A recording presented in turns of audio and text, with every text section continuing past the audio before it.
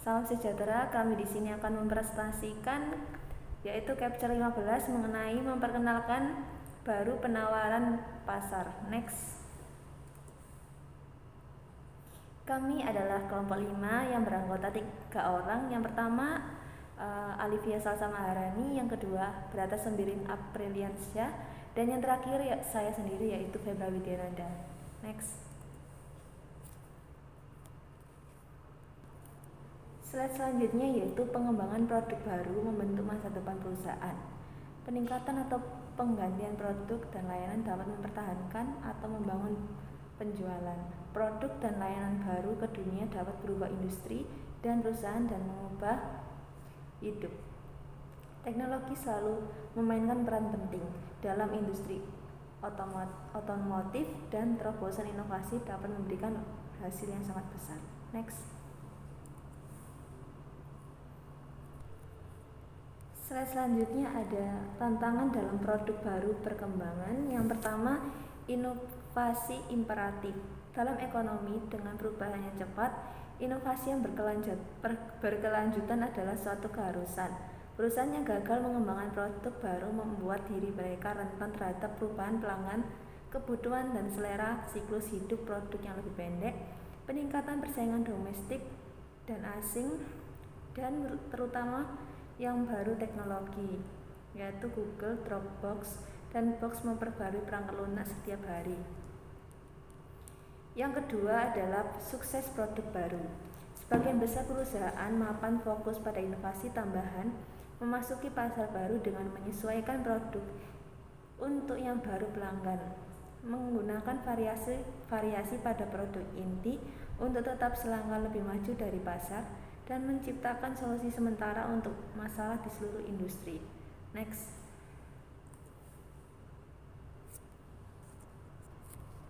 Slide selanjutnya yaitu beberapa kelemahan tambahan yang dihadapi peluncuran produk baru adalah: yang pertama, pasar yang terfragmentasi. Perusahaan harus mengarahkan produk baru mereka pada segmen pasar yang lebih kecil dari sebelumnya, yang dapat berarti penjualan dan keuntungan yang lebih rendah untuk setiap produk. Yang kedua, kendala sosial, ekonomi, dan pemerintah. Produk baru harus memenuhi keselamatan konsumen dan masalah mental lingkungan serta batasan produksi yang ketat. Yang ketiga ada biaya pengembangan. Sebuah perusahaan biasanya harus menghasilkan banyak ide untuk menemukan hanya satu yang layak untuk dikembangkan. Dengan demikian sering menghadapi biaya R&D, manufaktur, dan pemasaran yang tinggi. Yang keempat, kekurangan modal. Beberapa perusahaan dengan ide yang bagus tidak dapat mengumpulkan dana untuk meneliti dan meluncurkannya. Yang kelima yaitu waktu pengembangan yang dibutuhkan lebih singkat. Perusahaan harus belajar memadatkan waktu pengembangan dengan teknik baru, mitra strategis, pengujian konsep awal, dan perencanaan pemasaran lanjutan. Yang keenam yaitu waktu peluncuran yang buruk. Produk baru terkadang terlambat diluncurkan setelah kategorinya lepas landas atau terlalu dini untuk mengumpulkan minat yang cukup. Yang ketujuh yaitu siklus hidup produk lebih pendek. Saingan cepat memberi kesuksesan. Pada suatu waktu, Sony meningkatkan keunggulan tiap tahun dalam produk barunya, tetapi Matsushita dan yang lainnya belajar untuk menyalinnya dalam waktu 6 bulan, meninggalkan Sony dengan hampir waktu untuk mengembalikan investasinya. Dan yang terakhir yaitu kurangnya dukungan organisasi. Produk baru mungkin tidak cocok dengan budaya perusahaan atau menerima keuangan atau dukungan lain yang dibutuhkannya. Next. Slide selanjutnya yaitu satu perusahaan menetapkan kriteria penerimaan yaitu sebagai berikut. Yang pertama, produk dapat dikenalkan dalam waktu 5 tahun. Yang kedua, produk tersebut memiliki potensi pasar minimal $50 juta dan tingkat pertumbuhan 15%. Yang ketiga, produk tersebut dapat memberikan setidaknya 30% laba atas penjualan dan 40% dari investasi. Yang terakhir yaitu produk dapat mencapai kepemimpinan teknis atau pasar. Next. Slide selanjutnya yaitu apa itu Schoonworks? Schoonworks adalah tempat kerja informal, terkadang garasi, tempat tim intrapreneurial bekerja untuk mengembangkan yang baru produk. Saat bertransformasi dari perusahaan PC menjadi perusahaan solusi dalam bisnis manajemen dan desain keamanan cyber serta pusat data, Dell telah mendirikan kantor pusat terpisah untuk unit-unit barunya dengan berbaris perintah untuk berpikir secara wirausaha. Next. Slide selanjutnya yaitu ada dalam menghasilkan ide, 3 perusahaan besar ini telah mempertimbangkan apa yang telah dilakukan. Yang pertama, Toyota melaporkan karyawannya mengirimkan 2 juta ide setiap tahun, sekitar 35 saran per karyawan. Lebih dari 85% diantaranya diimplementasikan. Yang kedua, LinkedIn meluncurkan inkubator internal yang memungkinkan setiap karyawan untuk mengatur tim dan mengatur proyek ke kelompok eksekutif. Perusahaan juga telah menciptakan Hack Days, 1 hari Jumat dalam sebulan ketika karyawan bekerja proyek kreatif. Yang terakhir yaitu PricewaterhouseCoopers mengadakan kompetisi inovasi bergaya American Idol yang dijuluki Power Pitch, di mana tim pemenang menerima sebesar $100 dan kesempatan untuk mengimplementasikan proposal mereka untuk lini bisnis baru yang pada akhirnya bisa menghasilkan pendapatan sebesar $100 juta. Obrolan langsung dan platform online untuk diskusi dan pemungutan suara mengarah ke final 5 tim yang disiarkan secara internal dari kantor pusat perusahaan di New York City. Next.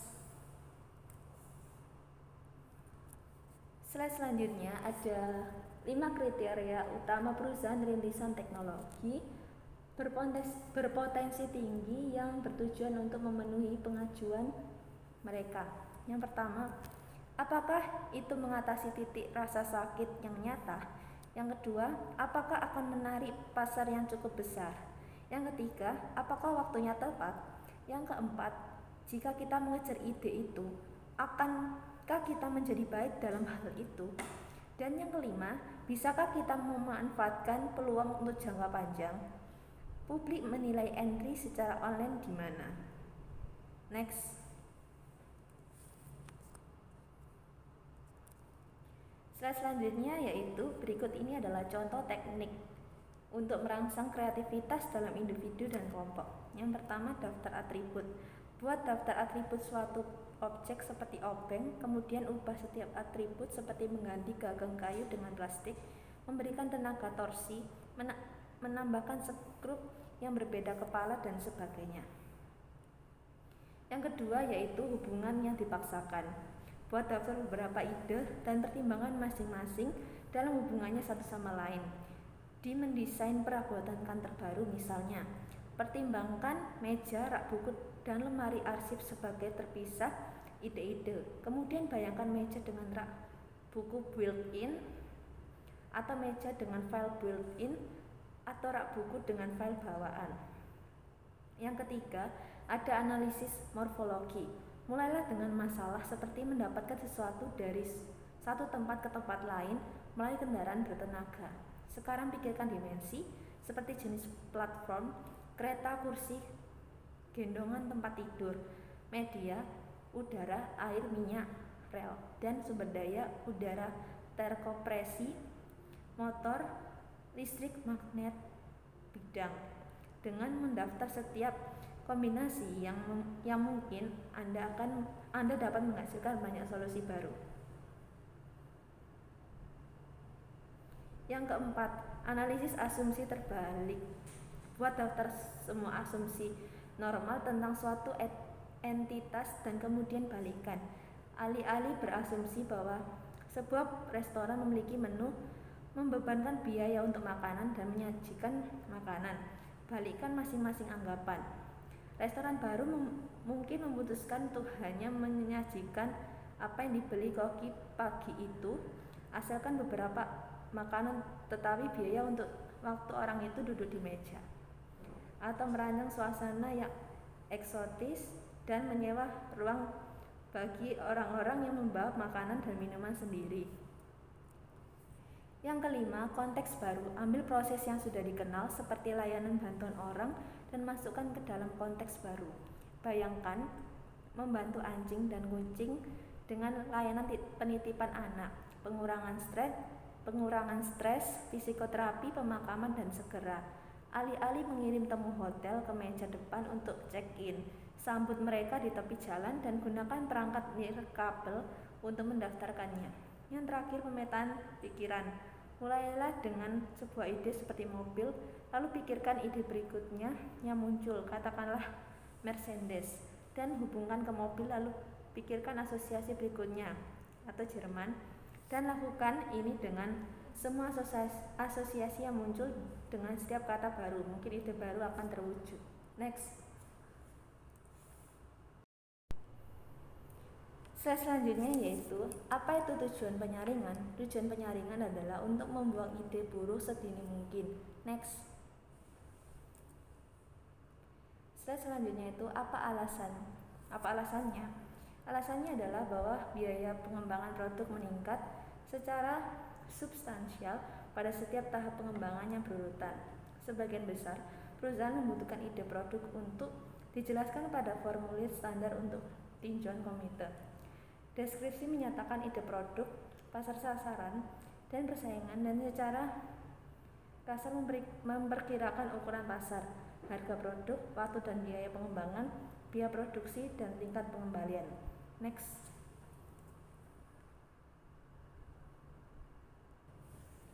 Slide selanjutnya yaitu, apa itu ide produk? Ide produk adalah kemungkinan produk perusahaan mungkin menawarkan ke pasar. Next. Apa itu pengembangan konsep? Pengembangan konsep adalah langkah yang diperlukan tetapi tidak cukup untuk kesuksesan produk baru. Pemasar juga harus membedakan konsep pemenang dari pecundang dengan pengujian. Next. Slide selanjutnya yaitu, setelah menerima informasi, peneliti mengukur dimensi dengan meminta konsumen menanggapi pertanyaan seperti, yang pertama, kemampuan berkomunikasi dan dapat dipercaya. Apakah manfaatnya jelas bagi Anda dan dapat dipercaya? Jika skornya rendah, konsep harus disempurnakan atau direvisi. Yang kedua, tingkat kebutuhan. Apakah Anda melihat produk ini memecahkan masalah atau memenuhi kebutuhan Anda? Semakin kuat kebutuhannya, semakin tinggi minat konsumen yang diharapkan. Yang ketiga, tingkat kesenjangan. Apakah produk lain saat ini memenuhi kebutuhan ini dan memuaskan Anda? Semakin besar kesenjangan, semakin tinggi minat konsumen yang diharapkan. Pemasar dapat mengalihkan tingkat kebutuhan dengan tingkat kesenjangan untuk menghasilkan kesenjangan kebutuhan skor. Skornya tinggi berarti konsumen melihat produk sebagai pemenuhan kebutuhan yang kuat, tidak puas dengan ketersediaan alternatif. Yang keempat, nilai yang dirasakan. Apakah wajar dalam hubungannya dengan nilai? Semakin tinggi nilai yang dirasakan, semakin tinggi minat konsumen yang diharapkan. Yang kelima, niat membeli. Apakah Anda pasti, mungkin tidak, pasti tidak membeli produk tersebut? Konsumen yang menjawab 3 pertanyaan pertama secara positif harus menjawab pasti di sini. Yang keenam, target pengguna, kesempatan pembelian, frekuensi pembelian. Siapa yang akan menggunakan produk ini, kapan, dan seberapa sering? Jawaban responden menunjukkan apakah konsep tersebut memiliki daya tarik konsumen yang luas dan kuat. Produk apa itu bersaing dan konsumen mana yang menjadi target terbaik.